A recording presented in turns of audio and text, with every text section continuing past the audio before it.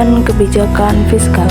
Kebijakan fiskal merupakan kebijakan yang dibuat oleh suatu pemerintah untuk dapat mengarahkan ekonomi suatu negara melalui pengeluaran dan pendapatan atau berupa pajak pemerintah.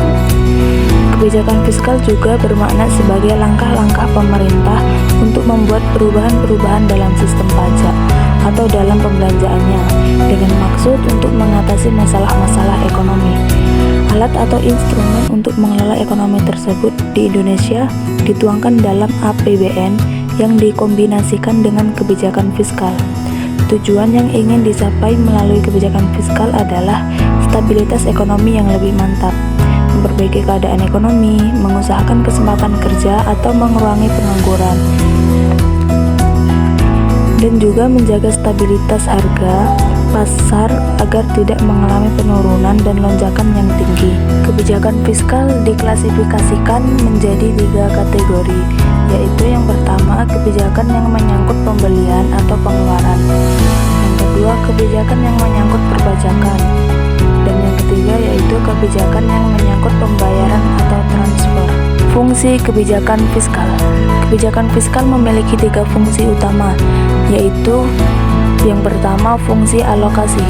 Fungsi alokasi yaitu untuk mengalokasikan faktor-faktor produksi yang tersedia dalam masyarakat sedemikian rupa sehingga kebutuhan masyarakat berupa public goods seperti jalan, jembatan, pendidikan, dan tempat ibadah dapat terpenuhi secara layak dan dapat dinikmati oleh seluruh masyarakat. Yang kedua, fungsi distribusi, yaitu fungsi yang mempunyai tujuan agar pembagian pendapatan nasional dapat lebih merata untuk semua kalangan dan tingkat kehidupan.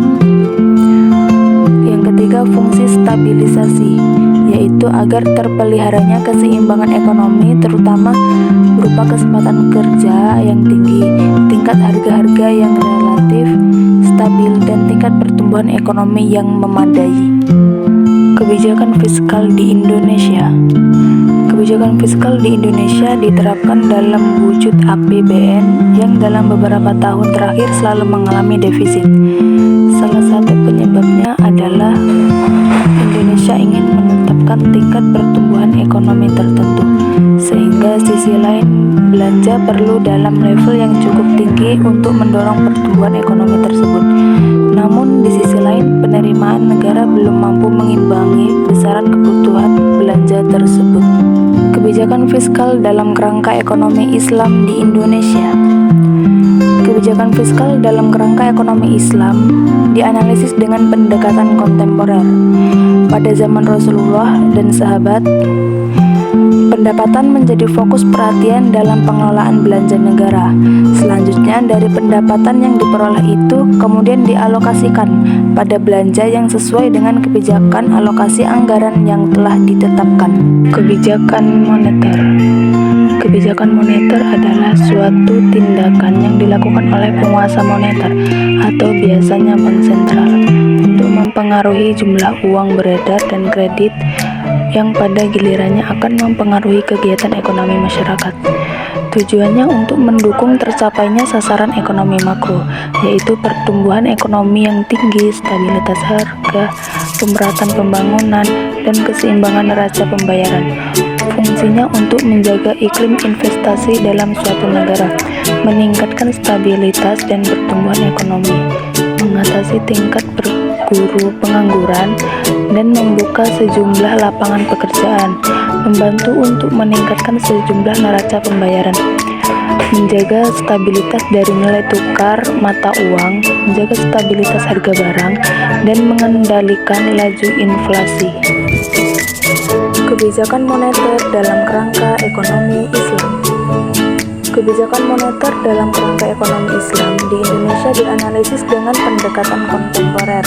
Hal ini diperlukan karena terdapat perbedaan yang banyak pada situasi zaman Rasulullah SAW dan zaman kekinian. Kompleksitas persoalan pada zaman dahulu dengan zaman sekarang tentu berbeda. Dalam konteks itulah pendekatan keuangan Islam kontemporer yang digunakan dalam menganalisis kebijakan moneter di Indonesia. Selanjutnya adalah uang dalam Islam. Membahas tentang moneter tentu tidak lepas dari membahas uang. Uang didefinisikan sebagai segala sesuatu atau benda yang diterima oleh masyarakat sebagai alat perantara dalam melakukan tukar-menukar atau perdagangan dan pengukur nilai. Ada 3 jenis motif orang yang memegang uang. Yang pertama yaitu motif transaksi, yang kedua adalah motif presumptary, dan yang ketiga adalah motif investasi atau saving. Kemudian selanjutnya uang elektronik.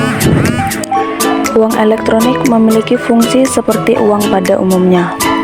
Rambu-rambu syariah dalam penggunaan uang elektronik yaitu pertama, terhindar dari transaksi yang dilarang dan objek akad halal dan legal. Yang kedua, bank penampungan. Jumlah nominal uang elektronik yang ada pada penerbit ditempatkan di bank karena transaksi di bank konvensional itu pinjaman berbunga yang diharamkan.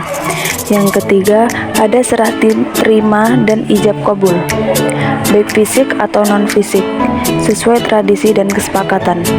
Yang keempat, ketentuan hak dan kewajiban para pihak dituangkan dalam ketentuan platform dan disetujui customer, termasuk diskon yang diberikan penerbit uang elektronik kepada customer.